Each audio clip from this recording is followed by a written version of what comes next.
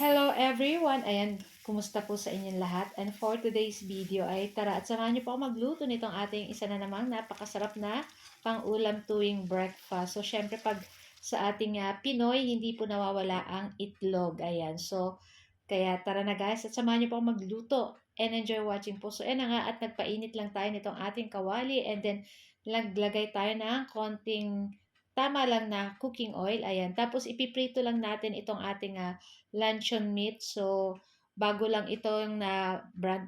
Kalimutan ko kung anong brand to, pero luncheon meat siya. Tapos may cheese. Nasa ano siya, frozen. Ayan.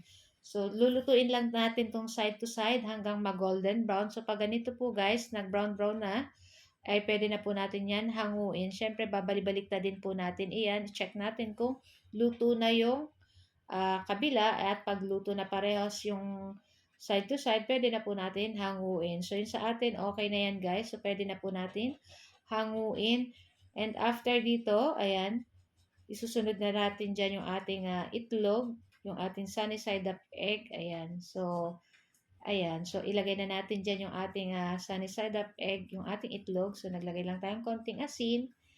Ayan, tapos syempre, ano-anohan natin ang mantika yung ibabaw. Tapos syempre, lutuin natin ng konti lang, tapos balikin natin. Ayan. Pag mainit pa, masarap po, huwag niyong lulutuin yung egg yolk niya. Pero pag medyo matatagalan niyo pang kainin, lutuin niyo para hindi po masyadong malansa. So, yan after natin maluto yung ating itlog sa same na kawali, ayan, binawasan lang natin ng konting mantika at naglagay tayo ng bawang.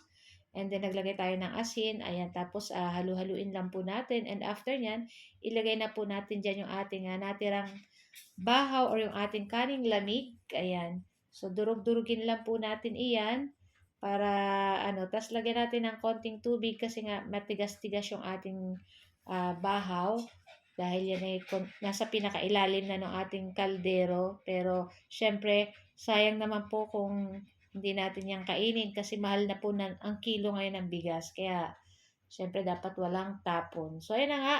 At naglagay lang din ako dyan ng konting liquid seasoning para masarap naman yung ating fried rice. And syempre, masarap itong i-partner sa mainit na kape. Isasabaw mo sa fried rice yung kape. Tapos, syempre, nakapagprito na rin tayo dyan ng tuyo. Ayan. Tapos, may konting tinapa na tamban, yung maliliit. Ayan. So, perfect na perfect itong ating breakfast. So guys, ayan, at ito lang po ang ating video today at sana po ay nag-enjoy kayo.